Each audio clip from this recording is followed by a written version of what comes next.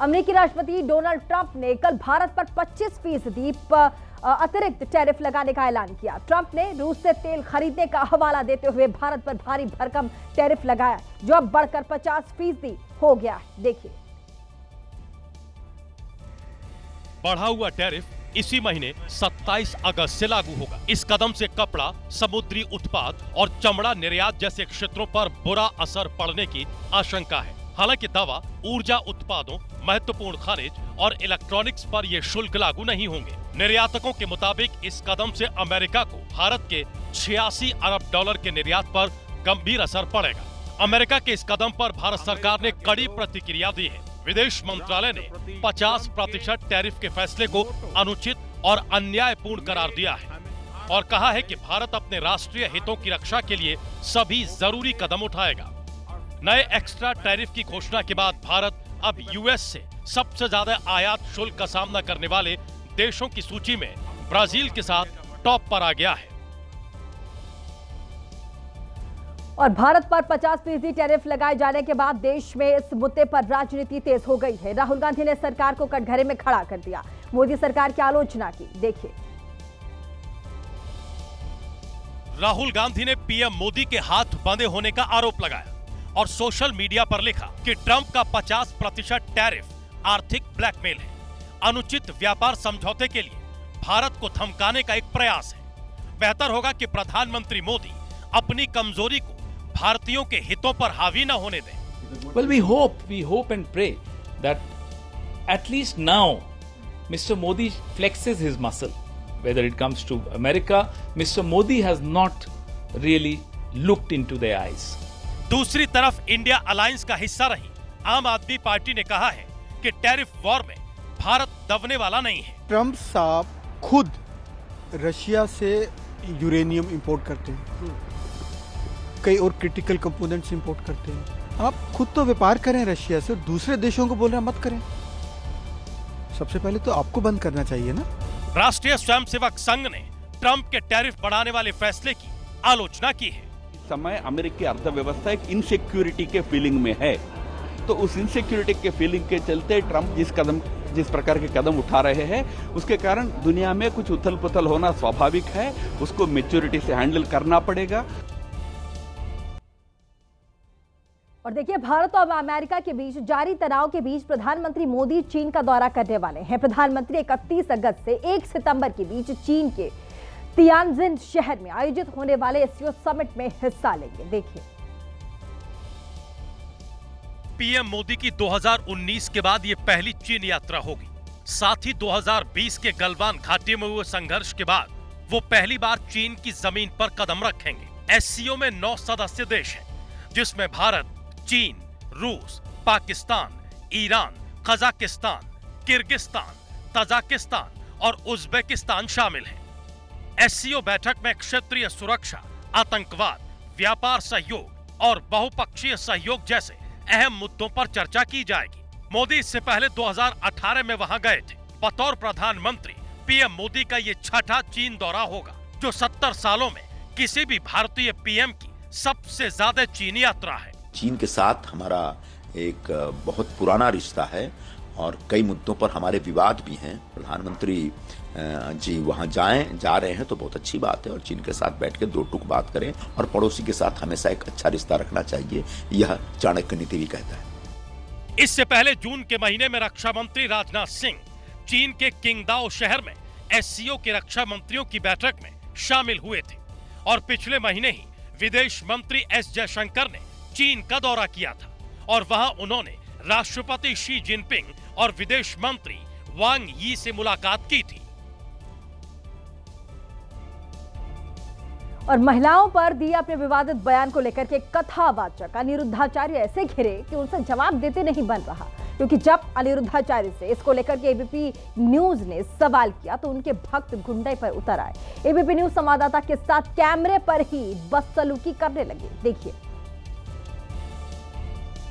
हैरान करने वाली बात यह थी कि अनिरुद्धाचार्य के भक्त उन्हीं के सामने एबीपी न्यूज की महिला संवाददाता से बदसलूकी कर रहे थे और महाराज जी उन्हें रोकने की जगह मुस्कुरा रहे थे। आपके भक्त बहुत धक्का दे रहे हैं। महिलाओं को धक्का भी दिया जा रहा है महाराज जी। दरअसल एबीपी न्यूज संवाददाता ने अनिरुद्धाचार्य से उनके महिलाओं पर दिए बयान को लेकर सवाल किया था। महाराज जी सिर्फ महिलाओं के लिए आप बोल रहे हैं कि ये बोल रहे हैं सब कुछ। जब आप बोल रहे हैं कि 25 साल की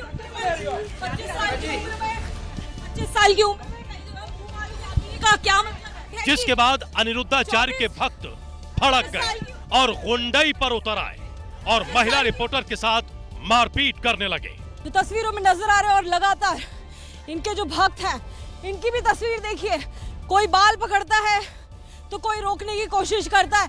जब भक्त बदतमीजी कर रहे थे तब वहाँ कई महिला भक्त भी थी जो महिला रिपोर्टर को बचाने की जगह उल्टे बाबा के कहे विवादित बयान को सही ठहराने की कोशिश कर रही थी।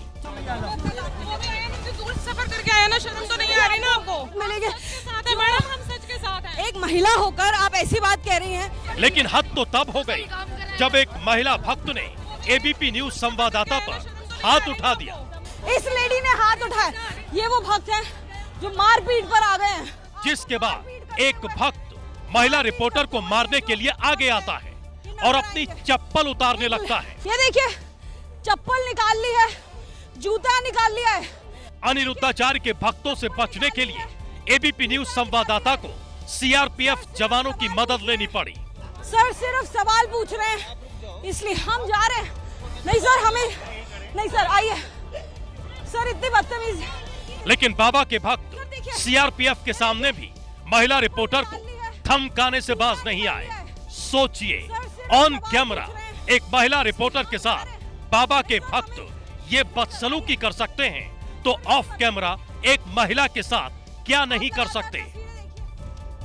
वहीं सवाल ये भी है कि अगर अनिरुद्धाचार्य ने इन्हें उसी वक्त रोक दिया होता तो शायद ये बदतमीजी नहीं करते, लेकिन अनिरुद्धाचार्य ने इन्हें रोका नहीं, जिससे बाबा के भक्तों को शह मिली। तो सोचिए, कथावाचक हैं, कथा वाचते हैं और ऐसे ऐसे बाबाओं के चक्कर में देश के भोले भाले मासूम लोग आ जाते हैं और इनकी बातें सुनकर ये देखिए, हमारी संवाददाता अजातिका सिंह वहां रिपोर्टिंग के लिए पहुंची थी, कैसे उनके ऊपर इन लोगों ने हमला किया। चलिए आगे बढ़ेंगे। तेलंगाना के संगारेड्डी में उस वक्त हड़कंप मच गया जब एक फार्मा कंपनी के गोदाम में आग लग गई। फैक्ट्री में केमिकल था जिसकी वजह से 2 घंटे तक धमाके होते रहे। हादसे जिससे गोदाम में 20 मजदूर वह हादसे के वक्त मौजूद थे, जिन्हें कड़ी मशक्कत के बाद वहां से बाहर निकाला गया। देखिए, आग की ये लपटें इतनी तेज थी कि आसमान को छू रही थी। चारों तरफ काला धुआं छा गया। आसपास के इलाकों में अफरा तफरी मच गई। दूर से ही आग का बवंडर देखा जा सकता था। आग की सूचना पर फायर ब्रिगेड की कई गाड़ियां मौके पर पहुंची और कड़ी मशक्कत के बाद फायर ब्रिगेड की टीम ने आग पर काबू पाया। यह घटना संगारेड्डी के अन्नारम में औद्योगिक इलाके की है, जहां गब्बा फार्मा कंपनी के गोदाम में आग से दहशत फैल गई, क्योंकि हादसे के वक्त गोदाम में 300 टन केमिकल की वजह से विस्फोट का खतरा बढ़ गया था। फिलहाल इस हादसे में कोई जनहानि नहीं हुई है, फिर भी लाखों के नुकसान की आशंका है। आपको बता दें कि ये वही संगारेड्डी है जहां केमिकल फैक्ट्री में ब्लास्ट हुआ था, जिसमें लगभग 15 मजदूरों ने जान गंवाई थी। इस वक्त बड़ी खबर आ रही है बद्रीनाथ से। उत्तराखंड में भारी बारिश और लैंडस्लाइड से बढ़ी है मुश्किलें। लैंडस्लाइड के चलते बद्रीनाथ जाने वाला रास्ता बंद कर दिया गया है। पीपल कोटी के पास पहाड़ी से मलबा दरका है। बंद हुआ बद्रीनाथ जाने वाला नेशनल हाईवे। तो ये देखिए, तस्वीरों में आप साफ देख सकते हैं कि ये रास्ता जो है वो बद्रीनाथ जो तीर्थ धाम है वहां को जाता था, लेकिन जिस तरीके से यहाँ पर पीपल कोटी के पास पहाड़ी का मलबा दरका है, उसके बाद ये पूरा जो रास्ता है बद्रीनाथ को जाने वाला नेशनल हाईवे को बंद कर दिया गया है। और आगे खबर उत्तर प्रदेश की आपको दिखाएंगे। उत्तर प्रदेश के कुशीनगर में पिछले महीने एक 10 साल की बच्ची की मौत हो गई थी, लेकिन जब उसे दफनाया गया तो 3 दिन बाद कब्र खाली मिली। अब इस मामले में तंत्र मंत्र और अंधविश्वास का रहस्यमय खेल सामने आया है। देखिए, और ये खेल किसी और ने नहीं, खुद बच्ची की मां ने किया, जिसने एक तांत्रिक के चक्कर में अपनी बच्ची के शव को कब्र खोदकर निकाल लिया, क्योंकि तांत्रिक ने उसे भरोसा दिया था कि वो उसकी बेटी को फिर से जिंदा कर देगा। लेकिन जब तांत्रिक क्रिया करने के बाद भी बच्ची जिंदा नहीं हुई तो तांत्रिक और उसके साथी भाग गए और लाश को कब्र से 100 मीटर की दूरी पर छोड़कर चले गए। दरअसल 18 जुलाई को बच्ची की लाश को दफनाया गया और 3 दिन बाद 21 जुलाई को कब्र खाली मिली। इस घटना के बाद गांव वालों के मन में कई सवाल उठने लगे। कहीं कोई जानवर लाश को निकाल कर तो नहीं ले गया। लेकिन जब पुलिस ने जांच शुरू की तो मामला और भी रहस्यमय हो गया और 16 दिन की जांच के बाद पुलिस को एक सुनसान बुर्ज के पास झाड़ियों में बच्ची का शव मिला, जो कब्र से महज 100 मीटर की दूरी पर था। शव के पास एक बुर्का और एक साड़ी भी मिली, जिसने जांच की दिशा पूरी तरह बदल दी। ये कपड़े पुलिस के लिए सबसे बड़ा सुराग साबित हुए। पुलिस ने मृतका की मां, बहन, भाई और भाई के सहयोगी को गिरफ्तार कर लिया है। सभी ने पुलिस पूछताछ में अपना जुर्म कबूल कर लिया है। और उत्तर प्रदेश के हापुड़ में पुलिस ने अवैध हथियारों की फैक्ट्री का भांडाफोड़ किया है, जो एक खंडहर में चलाई जा रही थी। पुलिस ने छापेमारी के दौरान एक हथियार सप्लायर को भी गिरफ्तार किया। देखिए, पुलिस टीम ने मौके से भारी मात्रा में अवैध तमंचे बरामद किए हैं। इनमें से कुछ अधबने तमंचे हैं और इन्हें बनाने के उपकरण भी पुलिस ने जब्त किए हैं। पुलिस के मुताबिक हापुड़ के मुकीमपुर के पास खेतों के बीच एक पुराने मकान में हथियार बनाने वाली फैक्ट्री संचालित थी। मुखबिर की सूचना पर पुलिस ने छापेमारी की तो अवैध तमंचों की खेप देखकर टीम के होश उड़ गए। पकड़े गए हथियार सप्लायर ने पूछताछ में खुलासा किया कि ऑन डिमांड तमंचे बनाए जाते थे और एक तमंचे की कीमत 5 से 7 हजार रुपए लगाई जाती थी, जिन्हें अलीगढ़, गाजियाबाद और आसपास के जिलों में बेचा जा रहा था। फिलहाल पुलिस ने आरोपी को जेल भेज दिया है और उसके पूरे नेटवर्क को खंगालने में जुट गई है।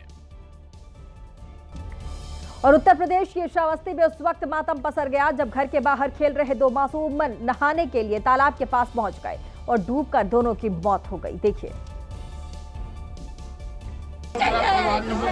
दोनों मासूम की मौत से परिजनों में कोहराम मच गया। परिजनों का रो रो कर बुरा हाल। घर पर दोनों के शव पहुंचते ही भारी भीड़ जमा हो गई। हर कोई इस घटना से दुखी है। ये घटना श्रावस्ती के नासिरगंज कस्बे की है, जहां 7 साल का मुबीन और 5 साल का असगर तालाब में नहाने गए थे। तालाब की गहराई ज्यादा होने के चलते दोनों पानी में डूब गए।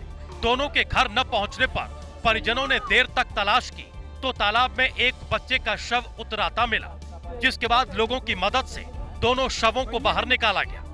इस दुखद घटना से पूरे कस्बे में शोक छा गया। वहीं स्थानीय लोगों का आरोप है कि तालाब का निर्माण अवैध मिट्टी खनन करके हुआ है, जिसके बाद कई तरह के सवाल भी खड़े हो रहे हैं।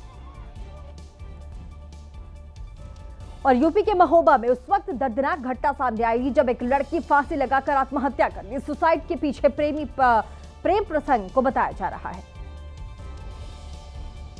दरअसल लड़की का अपने जीजा के मौसेरे भाई से अफेयर था। लड़की शादी के लिए कह रही थी, लेकिन लड़के के घर वाले तैयार नहीं थे। जब बार बार कहने के बाद भी बात नहीं बनी तो लड़की ने ये आत्मघाती कदम उठा लिया। इनका प्रेम प्रसंग कम से कम नहीं तो 4 से 5 साल से चल रहा था, और जिसमें लड़की पक्ष वाले तैयार थे और लड़की पक्ष वाले इनके अमित के माँ बाप से 4 से 5 बार कई बार रिक्वेस्ट कर चुके हैं, लेकिन वो शादी के लिए तैयार नहीं हो रहे थे। लड़की ने फांसी उस वक्त लगाई जब घर में कोई नहीं था, क्योंकि बड़ी बहन की तबीयत खराब थी, जिसे देखने के लिए घर के सभी लोग गए हुए थे। इधर 19 साल की गीता फांसी के फंदे पर झूल गई। फांसी लगाने से पहले गीता ने मंगलसूत्र पहना हुआ था, जो उसे उसके प्रेमी ने भेजा था। लड़की के घर में मातम पसरा है। वहीं कुछ रिश्तेदारों का कहना है कि लड़के का बड़ा भाई बबलू अगर शादी में रोड़ा न बना होता तो गीता ने ये कदम न उठाया होता। और झांसी में लगातार हो रही भारी बारिश से जर्जर सरकारी स्कूलों की नींव हिलने लगी है, जो कभी भी हादसे का रूप ले सकती है। लेकिन इसके बाद भी स्कूल में पाठशाला लगातार चलाया जा रहा है। देखिए, तस्वीरों में देख सकते हैं स्कूल परिसर पानी से लबालब है। स्कूल की छतों से पानी टपक रहा है। दीवारों पर नमी और दरारें पड़ गई हैं। किसी भी वक्त हादसा होने का खतरा मंडरा रहा है। स्कूल परिसर में पानी की निकासी न होने के चलते पानी के ऊपर काई तक जम गई है। स्कूल जाने वाला रास्ता भी कीचड़ से भरा हुआ है। ऐसे में गंभीर बीमारियों का खतरा भी बढ़ गया है। तस्वीरें झांसी के मोठ तहसील के पुंज कस्बे की हैं, जहां उच्च प्राथमिक कंपोजिट विद्यालय की हालत बद से बदतर हो चुकी है, लेकिन शिक्षा विभाग नींद में सोया है। और ऐसा हाल सिर्फ इसी स्कूल का नहीं है, बल्कि कई सरकारी स्कूलों का है। मजबूरन कई अभिभावकों ने अपने बच्चों को स्कूल भेजना भी बंद कर दिया है। और बेंगलुरु के केआरपुरम मेट्रो स्टेशन पर उस वक्त हड़कंप मच गया जब स्टेशन पर एक लावारिश लूट बॉक्स वहां पर पाया गया, जिससे अफरा तफरी मच गई। जांच के लिए बम स्क्वाड को बुलाना पड़ गया। देखिए, दरअसल एक काले रंग का टूल बॉक्स मेट्रो स्टेशन के बाहर लावारिस पड़ा हुआ था। टूल बॉक्स पर ताला भी लगा था, लेकिन जब आने जाने वाले लोगों की नजर इस पर पड़ी तो अफरा तफरी मच गई, जिसके बाद तुरंत पुलिस की टीम घटना स्थल पर पहुंची। साथ ही बम निरोधक दस्ता और फायर ब्रिगेड को भी बुलाया गया। करीब आधे घंटे तक मेट्रो स्टेशन पर अफरा तफरी का माहौल रहा, क्योंकि आरपुरम बेंगलुरु का सबसे व्यस्त मेट्रो स्टेशन है। स्वतंत्रता दिवस नजदीक है, शहर में कई वीआईपी कार्यक्रम भी प्रस्तावित हैं, इसलिए लावारिस टूल बॉक्स को लेकर कोई लापरवाही नहीं बरती गई। लेकिन जब टूल बॉक्स खोलकर उसकी जांच की गई तो सबने राहत की सांस ली। बाद में पुलिस जांच में ये पता चला कि ये टूल बॉक्स किसी जाधव नाम के शख्स का था, जो गलती से छूट गया था। खबर उत्तरकाशी से। उत्तरकाशी में आई आपदा के बाद रेस्क्यू ऑपरेशन जारी है, लेकिन टूटे हुए पुल और सड़कें राहत काम में रोड़ा बन रही हैं, जिनकी वजह से बचाव काम उस तेजी से नहीं हो पा रहा जैसा होना चाहिए था। देखिए, हालांकि तमाम चुनौती के बाद भी बचाव दल रेस्क्यू ऑपरेशन में जुटा है और अब तक करीब 190 से ज्यादा लोगों को रेस्क्यू कर लिया गया है। वहीं मरने वालों की संख्या 5 हो गई है, जबकि हर्षिल के आर्मी कैंप में आए सैलाब में 9 सैनिक अभी भी लापता हैं। सर्च ऑपरेशन जारी है। वहीं मुख्यमंत्री पुष्कर सिंह धामी लगातार नजर बनाए हुए हैं। ऑपरेशन तो शुरू हो गया है, क्योंकि वहाँ पर सेना के लोग और आईटीबीपी के लोग, एनडीआरएफ, एसडीआरएफ सभी लोग वहाँ पहुँच गए हैं। मलबा काफ़ी ज़्यादा आया है और मलबा भी एक बार नहीं आया, 6 बार जो है तेज गति से मलबा आया है, 6 चरणों में। मुख्यमंत्री पुष्कर सिंह धामी लगातार उत्तरकाशी में बने हुए हैं, यहाँ पर कैंप कर रहे हैं। उनके साथ तमाम बड़े अधिकारी भी इस वक्त उत्तरकाशी में मौजूद हैं। दरअसल सड़कें बुरी तरह से क्षतिग्रस्त हुई हैं। ऊपर से लगातार हो रही बारिश रेस्क्यू ऑपरेशन में रोड़ा अटका रही है। और उत्तरकाशी के घराली में महातबाही के बाद का मंजर बेहद डरावना है। 30 सेकंड का सैलाब सब कुछ बहा कर ले गया और चारों तरफ मलबा ही मलबा छोड़ गया। मलबा भी ऐसा जिसने 2 से 3 मंजिला इमारत को भी अपने आगोश में ले लिया और यही वजह है कि जिला मुख्यालय से धराली तक पहुंचना बहुत मुश्किल हो रहा है। तस्वीरों में देखिए, यहाँ सिर्फ और सिर्फ दलदल दिख रहा है। इसके अलावा गंगोत्री नेशनल हाईवे के दर्जनों स्थानों पर टूटने, सड़कों के धंसने, पुलों के बह जाने से रेस्क्यू टीम भी नहीं पहुंच पा रही। सभी भटवारी में फंसे हुए हैं। और हरिद्वार में भी भारी बारिश के चलते राजाजी टाइगर रिजर्व की सड़क बह गई, जिससे माता सुरेश्वरी मंदिर के दर्शन के लिए जाने वाले श्रद्धालुओं की मुश्किलें बढ़ गई। देखिए, तस्वीरों में देखिए, मंदिर जाने वाला रास्ता दलदल में तब्दील हो गया है। जान जोखिम में डालकर श्रद्धालु घुटने तक दलदल से निकलते दिखाई दे रहे हैं। जरा सी चूक किसी की जान पर आ सकती है। टूटी फूटी सड़क पर पानी की तेज रफ्तार है, लेकिन श्रद्धालुओं की आस्था बरकरार है। यह नजारा हरिद्वार से 8 किलोमीटर दूर Rajaji tiger reserve Ranipur range का है, जहां से सुरकुट पर्वत पर स्थित सिद्धपीठ माता सुरेश्वरी मंदिर को जाने वाला रास्ता निकलता है, जो अब पानी में पूरी तरह बह चुका है। प्रशासन ने मंदिर जाने पर रोक लगा दी है। इसके बावजूद रोजाना श्रद्धालु मंदिर जाने का प्रयास कर रहे हैं, लेकिन मजबूरन उनको वापस लौटना पड़ रहा है। और यूपी के मुरादाबाद में लगातार हो रही भारी बारिश से बाढ़ जैसे हालात बन गए। नदियां उफान पर है, कई गांवों का संपर्क आपस में ही टूट गया है, जनजीवन अस्त व्यस्त हो गया है। देखिए, इसके बाद भी लोग जान मुसीबत में डालकर तालाब बन चुकी सड़क को पार करने में लगे हैं। तस्वीरों में देखिए, बैलगाड़ी पूरी तरह से डूबी हुई है, उस पर बड़ी संख्या में लोग बैठे हैं। यहाँ तक कि बाइक भी लदी है। जिन्हें बैलगाड़ी से पार कराया जा रहा है। लेकिन सोचिए अगर पानी का बहाव थोड़ा तेज हुआ तो क्या होगा, लेकिन लोग हैं कि मानने को तैयार नहीं। सबसे चिंताजनक स्थिति भीकनपुर पुल की है, जो एक बार फिर पानी में बह गया, जिससे कई गांव का संपर्क टूट गया है। उधर नदी का जलस्तर तेजी से बढ़ गया और अब पानी खेतों को पार करते हुए आबादी वाले इलाकों में घुसने लगा है। कई जगहों पर लोग सुरक्षित स्थानों की तलाश में इधर उधर भटक रहे हैं, तो कई लोगों ने छतों पर अपना ठिकाना बना लिया है। हालात ऐसे हैं कि जहां तक नजर जाएगी पानी और सिर्फ पानी ही नजर आ रहा है। उधर ग्रामीणों का कहना है कि शासन प्रशासन की तरफ से कोई भी मदद नहीं मिली है।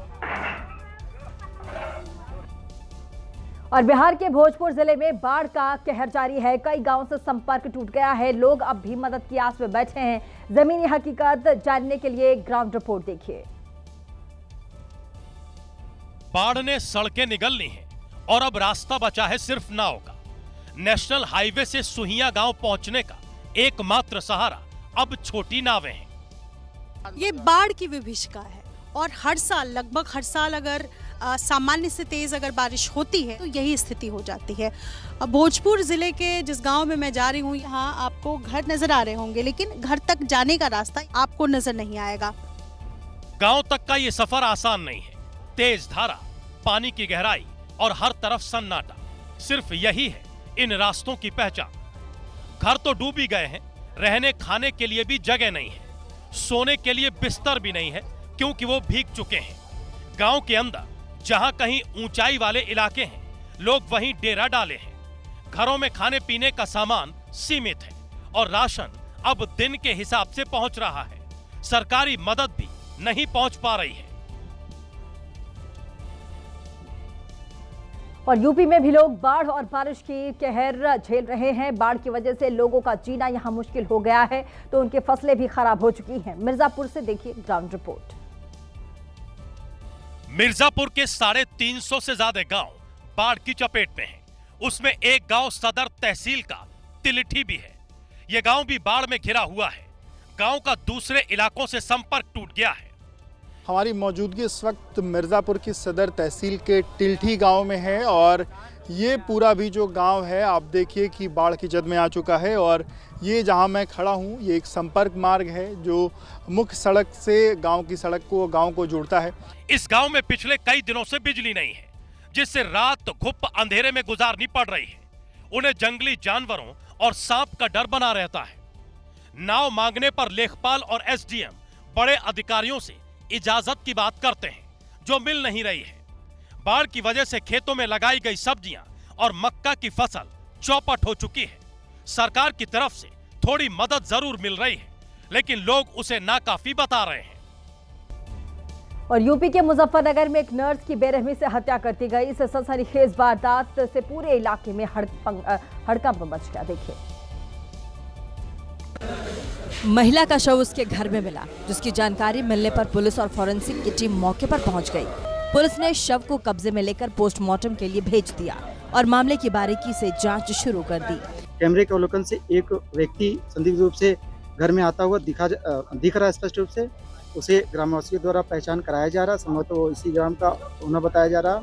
घटनास्थल पर जांच के दौरान पुलिस को कई और अहम सुराग भी हाथ लगे हैं। पुलिस ने आरोपी की गिरफ्तारी के लिए कोशिशें तेज कर दी हैं। वहीं दूसरी ओर गांव में इस घटना को लेकर के तरह तरह की चर्चाएं हैं। कई लोग इस हत्या को चोरी की वारदात की अफवाहों से जोड़कर देख रहे हैं। हालांकि पुलिस ने लोगों से अफवाहों पर ध्यान न देने की अपील की है। और यूपी के प्रयागराज में पुलिस और अपराधियों की मुठभेड़ हुई और इस मुठभेड़ में झारखंड का कुख्यात माफिया घायल हो गया। देखिए, घायल हुआ कुख्यात माफिया आशीष रंजन उर्फ छोटू सिंह, जो झारखंड के धनबाद का रहने वाला है। वो कई आपराधिक मामलों में वांटेड भी है। पुलिस को खुफिया जानकारी हाथ लगी है कि वो अपने गुर्गों के साथ किसी वारदात को अंजाम देने प्रयागराज की तरफ बढ़ रहा है। तो वहीं यूपी एसटीएफ और प्रयागराज पुलिस ने उसे पकड़ने के लिए जाल बिछा दिया। उसे मध्य प्रदेश से सटे शंकरगढ़ इलाके में घेर लिया गया। पुलिस की घेराबंदी में आने पर आशीष रंजन ने फायरिंग शुरू कर दी। पुलिस ने जवाबी फायरिंग की। कई राउंड फायरिंग के बाद वो घायल हो गया। पुलिस ने उसे पास के अस्पताल में भर्ती कराया है। पुलिस को मौके से AK-47 राइफल, एक पिस्टल और कई गोलियां बरामद की है। आशीष रंजन फिलहाल अस्पताल में है। पुलिस उससे पूछताछ करने की कोशिश में लगी है। और चलिए एक बड़ी खबर का रुख करेंगे। आपको बता दें, झांसी से बड़ी खबर आ रही है। झांसी में पुलिस और बदमाश में मुठभेड़ की खबर है। मुठभेड़ में बदमाश रवि घोड़ा को गोली लगी है। सदर बाजार के सिमराहा जंगल में मुठभेड़ की घटना सामने आई है। रवि घोड़ा पर तकरीबन हत्या, लूट के दर्जनों मामले दर्ज हैं। तो बड़ी खबर इस वक्त मैं आपको झांसी की दे रहे हैं। झांसी में पुलिस और बदमाशों के बीच में मुठभेड़ की खबर आ रही है। इस मुठभेड़ में बदमाश रवि घोड़ा को गोली लगने की खबर है। तस्वीर में देखिए, ये वही रवि घोड़ा है जिसके पैर में गोली लगी है और कैसे जो सेना के लोग हैं, जो पुलिसकर्मी हैं, उनको कंधे पर उठाकर रवि घोड़ा को ले जाकर पुलिस वैन में बिठाते नजर आ रहे हैं। सदर बाजार के सिमराहा जंगल में मुठभेड़ की खबर वहां से आ रही है और रवि घोड़ा पर आपको बता दें हत्या और लूट के ऐसे दर्जनों मुकदमे दर्ज है। मथुरा में ट्रक ने ट्रैक्टर ट्रॉली में टक्कर मार दी। हादसे में 3 कांवड़ियों की मौत की खबर आ रही है। बड़ी खबर इस वक्त मथुरा की आपको बता दें, ट्रक और ट्रैक्टर ट्रॉली के बीच टक्कर की यह घटना है और इस हादसे में 3 कांवड़ियों की मौत की खबर आ रही है। और यही और इस तस्वीर को देखिए, ये वही ट्रक है जिसने ट्रैक्टर ट्रॉली में जाकर टक्कर मार दी। बताया जा रहा है कि ट्रैक्टर ट्रॉली में 3 कांवड़िए मौजूद थी जिसकी घटनास्थल पर ही मौत हो गई है। तस्वीर हम आपको बता रहे हैं और ये तस्वीर हम आपको दिखा रहे हैं उस बड़े ट्रक की जिसने ट्रैक्टर ट्रॉली को टक्कर मार दी। घटना मथुरा नेशनल हाईवे की ये है। सीतापुर में पत्रकार राघवेंद्र वाजपेयी हत्याकांड से जुड़ी इस वक्त की बड़ी खबर आपको दे दे। पुलिस मुठभेड़ में दोनों शूटर ढेर कर दिए गए। 1-1 लाख के 2 इनामी कुख्यात बदमाश ढेर हुए।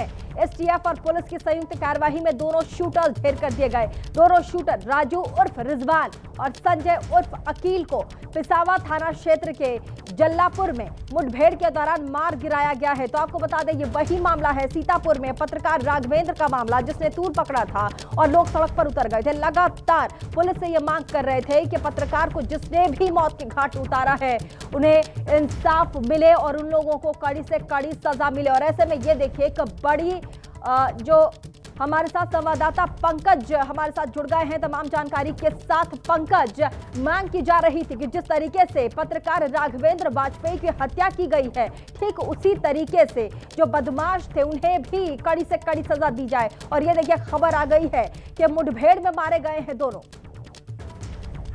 बिल्कुल आपने सच कहा। उनकी पत्नी से लेकर के तमाम लोग ये मांग कर रहे थे कि दिन दहाड़े हाईवे पर 8 मार्च को जिस तरीके से पत्रकार को गोलियों से भूना गया था, उसी तरीके से इस मामले में शामिल अपराधियों को भी दंड दिया जाए, सजा दी जाए।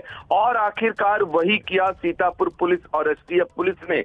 आज उन्हें जानकारी मिलती है, एसपी अंकुर अग्रवाल के मुताबिक 5 टीमें घेराबंदी करती हैं और पिसावा थाना इलाके में जो 5 माह से वांछित चल रहे थे 1 लाख रुपए के इनामिया, दोनों भाई बताए जाते हैं, राजू उर्फ रिजवान, संजय उर्फ अकील खां, ये अटवा मिस्री इलाके के रहने वाले हैं और इन्हें मुठभेड़ में पुलिस मार गिराती है। तो निश्चित तौर पर जो कानून व्यवस्था को चुनौती दी गई थी वो कहीं न कहीं इस मुठभेड़ के बाद ये कई पत्रकारों ने भी इसको लेकर के आपत्ति दर्ज कराई थी यूपी पुलिस के सामने। उन्होंने कहा था कि दिन दहाड़े पत्रकार की इस तरीके से अगर हत्या कर दी जाए तो बताइए सूबे में, राज्य में कहां पत्रकार सुरक्षित है और कैसे वो अपना काम कर पाएंगे, कैसे वो सवाल पूछ पाएंगे। और खासकर देखिए, जिस तरीके से पूरा मामला तूल पकड़ता नजर आया, घर के परिवार के लोग सामने आकर बोलने लगे, उसके बाद ये जो कार्रवाई है, क्या इसको एक सबक के तौर पर, एक मैसेज के तौर पर देखा जाए पंकज? बिल्कुल आपने सच कहा, क्योंकि पत्रकार संगठन भी इस पर सवाल ही नहीं खाली उठा रहे थे बल्कि आंदोलन भी कर रहे थे। मामला मुख्यमंत्री तक भी पहुंचा था और वहां से एक साफ संदेश दिया गया था। मुख्यमंत्री योगी आदित्यनाथ ने कहा था जो भी दोषी हैं वो बख्शे नहीं जाएंगे। इस मामले में चूंकि 3 अपराधी पहले ही गिरफ्तार किए गए थे, ये सुपारी किलर थे जिन्होंने हत्या की थी और उसके बाद इनकी तलाश चल रही थी।